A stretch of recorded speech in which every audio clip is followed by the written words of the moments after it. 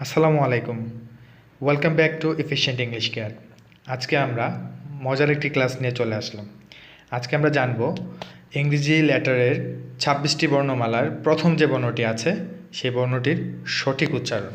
আমরা সবাই জানি প্রথম বর্ণটি কী, এবং আমরা অনেকেই এই বর্ণটির ভুল উচ্চারণ করে থাকি। আজকে আমরা এই বর্ণটির সঠিক উচ্চারণ শিখব। প্রথমে আমরা জেনে নেব এর ভুল উচ্চারণটি কী। আমরা যে ভুল উচ্চারণটি করি সেই উচ্চারণটি হচ্ছে এ। আমি আবার রিপিট করছি, ভুল উচ্চারণটি হচ্ছে এ। এ উচ্চারণটি সম্পূর্ণ ভুল। এর সঠিক উচ্চারণ হবে এই। আমি রিপিট করছি, সঠিক উচ্চারণ হবে এই।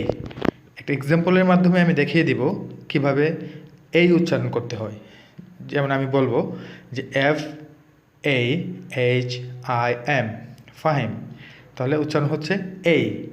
পাশাপাশি আমরা শিখব এই লেটারটির আরেকটি উচ্চারণ আছে, যখন আমরা যার উচ্চারণ হবে আ। কখন আ হবে?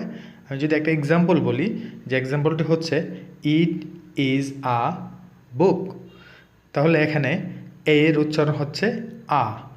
তো এখন আমরা নিয়মটি জেনে নিই, কখন আমরা এই উচ্চারণ করব, কখন আমরা আ উচ্চারণ করব।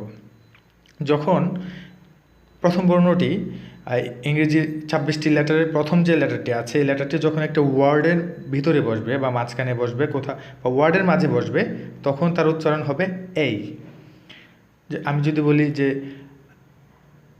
RAHIM, রহিম, তাহলে উচ্চারণ হচ্ছে এই।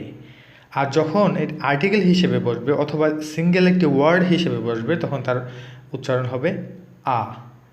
প্রথমে বলেছি যে ইট ইজ আ বুক।